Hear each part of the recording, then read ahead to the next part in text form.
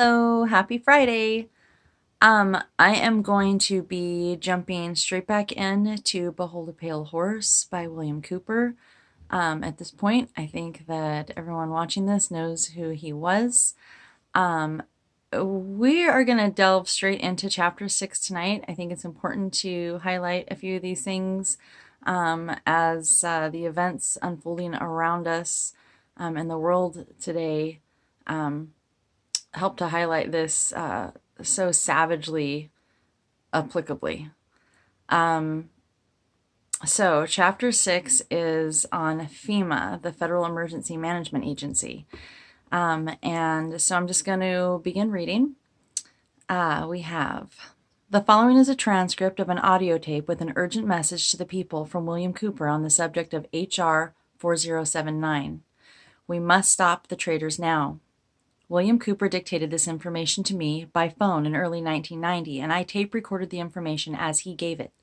I made many tapes and sent them out exactly as Mr. Cooper had asked me to do, and those recipients have done the same.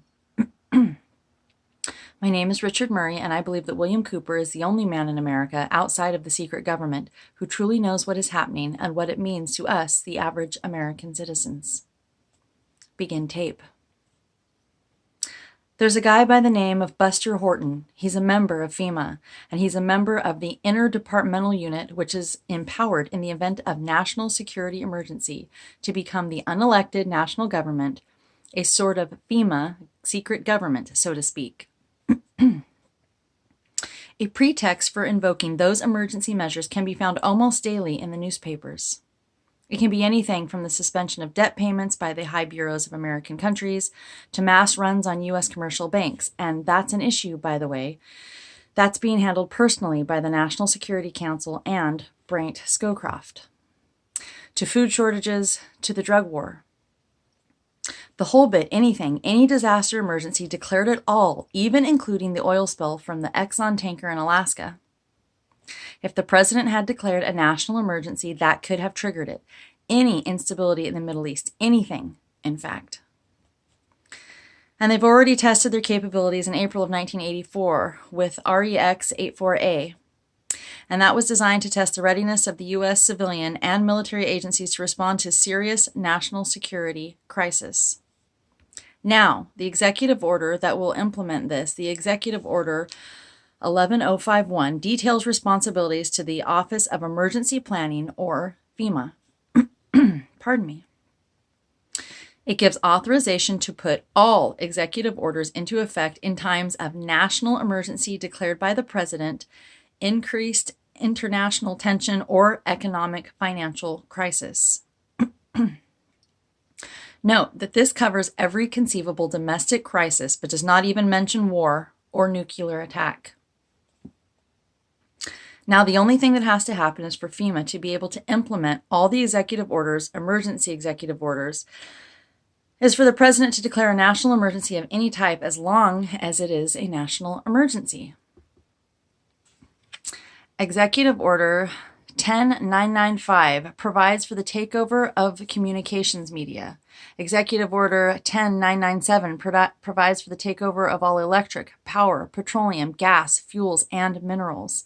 Executive Order 10988 provides for the takeover of food resources and farms. Executive Order 10999 provides for the takeover of all modes of transportation, control of highways, and seaports. Executive Order 11000 provides for mobilization of all civilians into work brigades under the government supervision.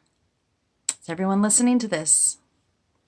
Executive Order 11001 provides for governmental takeover of all health, education, and welfare functions. Executive Order 11002 designates the Postmaster General to operate a national registration of all persons. Executive Order 11003 provides for the government to take over airports and aircraft. Executive Order 11004 provides for the Housing and Finance Authority to relocate communities, designate areas to be abandoned, and establish new locations for populations. Anybody with any knowledge of history, tell me what is being said here. Executive Order 11005 provides for the government to take over railroads, inland waterways, and public storage facilities. Anybody getting excited? Now, all of these were combined under Nixon into one huge executive order, which allows all of this to take place if the president declares a national emergency, and it can be implemented by the head of FEMA, not by the president. This is important. The president has already given him that power under these executive orders.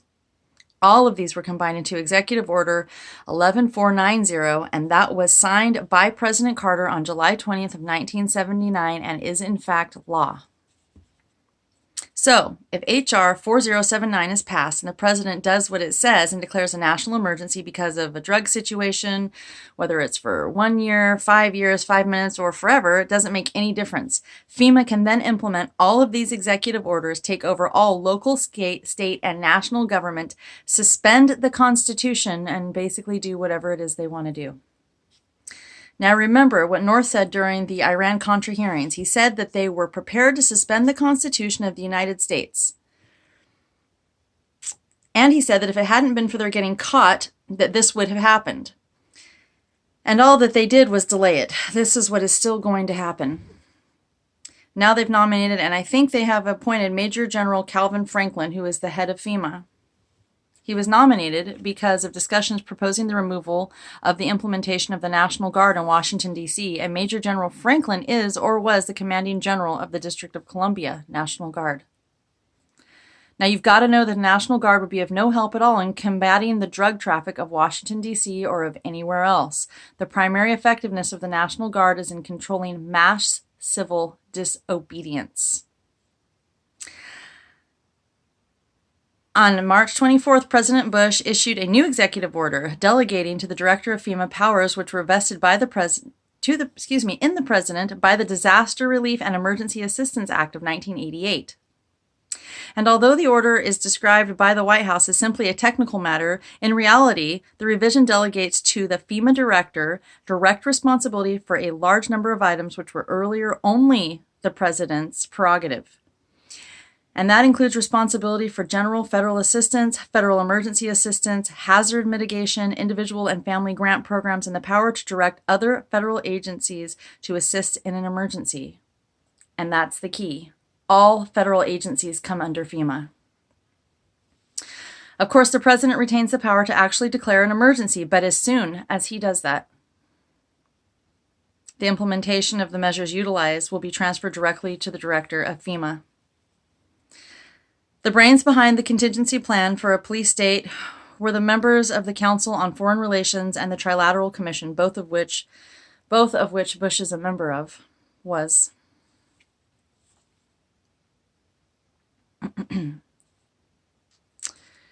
Pardon me. Lost my place. And Brent Scowcroft, National Security Advisor, who was a member of FEMA's advisory board until he was appointed by Bush to head the National Security Council, is a member of the Trilateral Commission and also a business partner to Henry Kissinger, who has been a traitor to this country for many, many years. And of course, Scowcroft would become the superior to FEMA in the chain of command of the national security emergency whenever it is declared. The FEMA Advisory Board is dominated by Professor Samuel H. Huntington. In 1978, Huntington drafted for Jimmy Carter Presidential Memorandum 32, which led to the creation of FEMA in 1979, and he's a Harvard professor.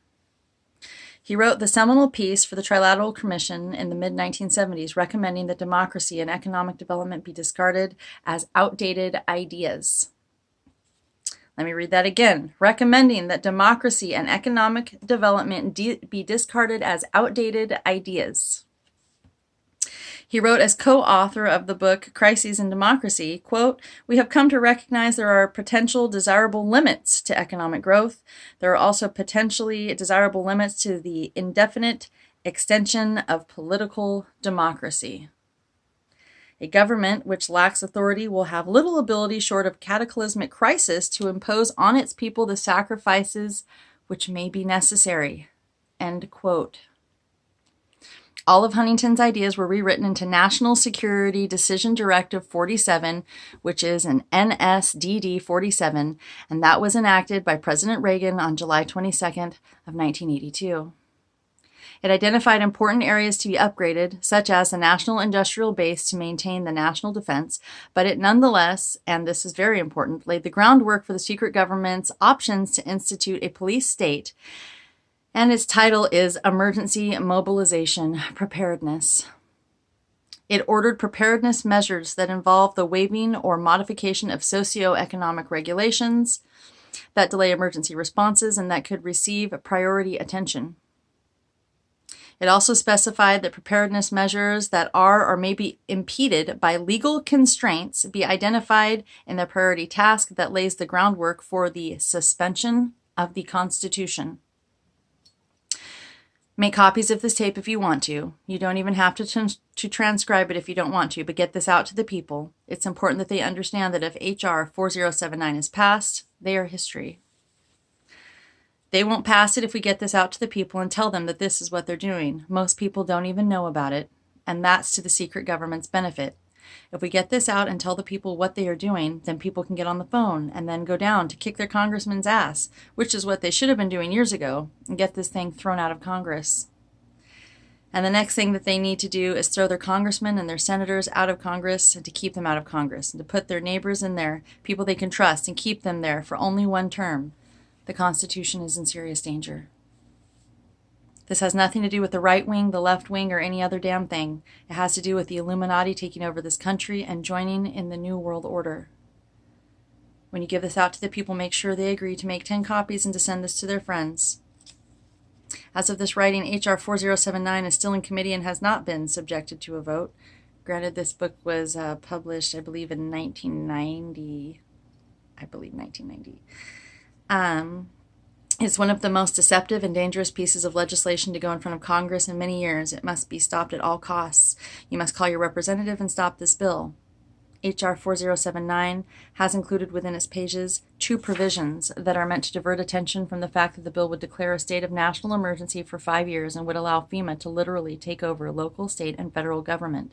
This means that the Constitution of the United States could be suspended. The diversions used are terrible if allowed to sneak through.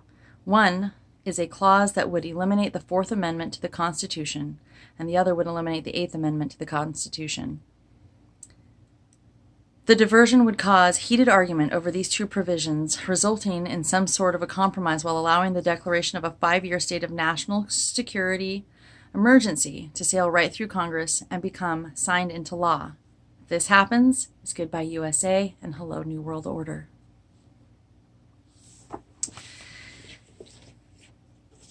We are going to obviously need to pick back up with some more information here.